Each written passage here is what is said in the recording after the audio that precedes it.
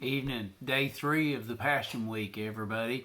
When we look at day 3 of the Passion Week, which is Tuesday, we saw the triumphal entry. We saw the parade, Jesus going Monday to the temple, cleansing it, indicating the cleansing in our lives. Today I want to look at something very significant. When you look at Jesus' day on Tuesday, he was his last day in the temple. And with that last day, we see his authority challenged. Parable of two sons he gave, the parable of the vineyard, the marriage feast, question about tribute to Caesar, trying to trap him, and he said, give to Caesar what's Caesar's in that coin.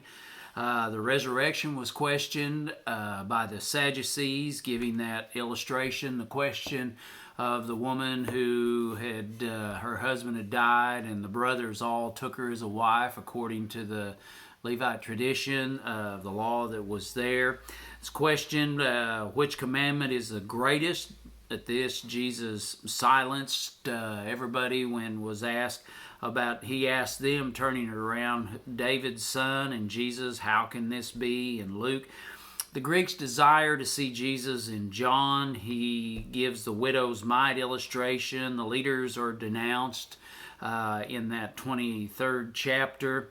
And Jesus leaves the temple, and this is what I want you to see. His schedule on Tuesday was busy from the minute he walked into the city. He was under attack. His enemies were around him everywhere. They were trying to trick him. They were trying to snare him, theologically catch him in something. It just seemed relentless for Jesus. But we see he also was on the defense the whole time he was there, but he turned that in the midst of it and went to the offense, putting the leaders on the spot.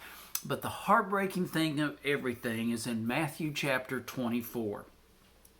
Jesus, 24:1. Then Jesus went out and departed from the temples, and from the temple, and his disciples came to him to show him the buildings of the temple. We know the Olivet Discourse comes after this, but the thing I want you to see is that one statement. Jesus went out and departed from the temple. Was the last time he was ever in the temple. He left. He left, never to return. You know, I think the saddest thing in a Christian's life has to be that when Jesus departs from you. Well, why would he ever depart from you? Actually, he said, I'll never leave you or forsake you. But that promise is for a Christian, a believer in Jesus as God's Son. But we know that there will be a day when a judgment will happen, and he will separate the sheep from the goats. Many will come to him and say, Lord, Lord, look at what we did, all these things in your name. And Jesus will say these words, depart from me, I never knew you. You know, this preparation for Easter, we saw the parade and the joy Jesus brings when he comes into life.